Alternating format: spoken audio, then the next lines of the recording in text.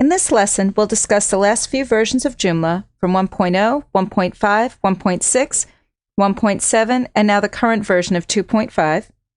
We'll discuss the current features of this newest release of 2.5, and then we'll review some of the upgrade procedures that you can take moving from the different releases. Back in 2005, Joomla 1.0 was released. If you currently have a version of Joomla that's still 1.0, it is safe and it is secure. Although it is safe and secure, Joomla no longer supports this version. What that means is it's no longer putting out additional releases of Joomla 1.0. In addition, companies don't supply components or tools for it, so when you're extending Joomla, if you currently have Joomla 1.0, you won't find many new tools that you could work with it. The latest long-term release that we have is Joomla 1.5. That was released in 2008. It is also safe and secure. This release will be supported until April of 2012. What that means is if you currently have Joomla 1.5, there could be additional bug releases that are set out for security reasons and things of that nature. Also, with Joomla 1.5, no new features are going to be created for this version of Joomla. Currently, most of the components that are available to you exist for Joomla 1.5 and newer versions. But currently what's starting to happen is many third-party developers are stopping the development of their tools in Joomla 1.5. Joomla 1.6 and 1.7 initially was released in 2011 as Joomla 1.6. It is also safe and secure. And then Joomla 1.7, that actually came out in July of 2011. Currently, Joomla will no longer support these versions, which means the Joomla team will no longer put out any bug releases or fixes for them. Joomla 1.6 or 1.7 had significant changes to these functionalities of systems. The most exciting features that were included with this release: complete ACL security, the access control list. In 1.6, Joomla finally jumped on the bandwagon and allows you to create different groups to edit different areas of your website.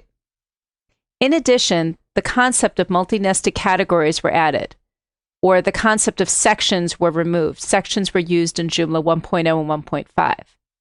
The advantage of the multi-nested categories means you can nest your categories an unlimited number of times, which really helps for article management. Another nice feature in Joomla 1.6 and 1.7 are template styles.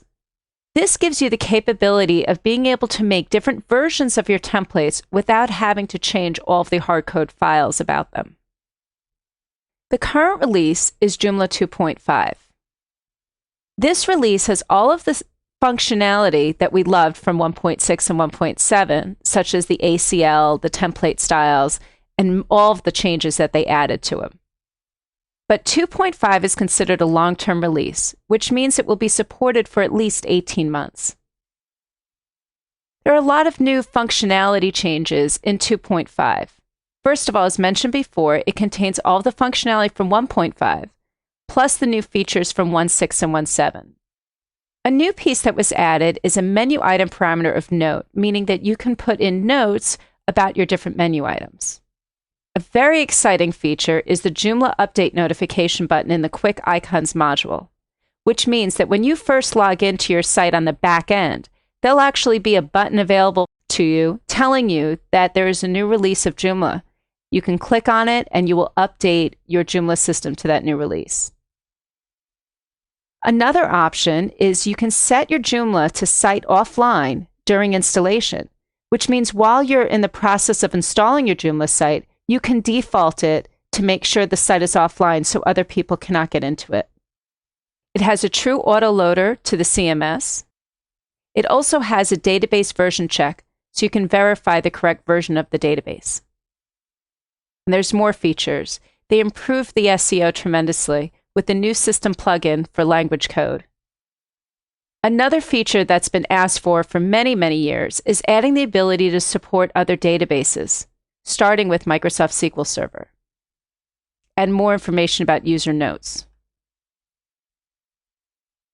You now have the ability to use the images and URL fields to create simple standardized layouts.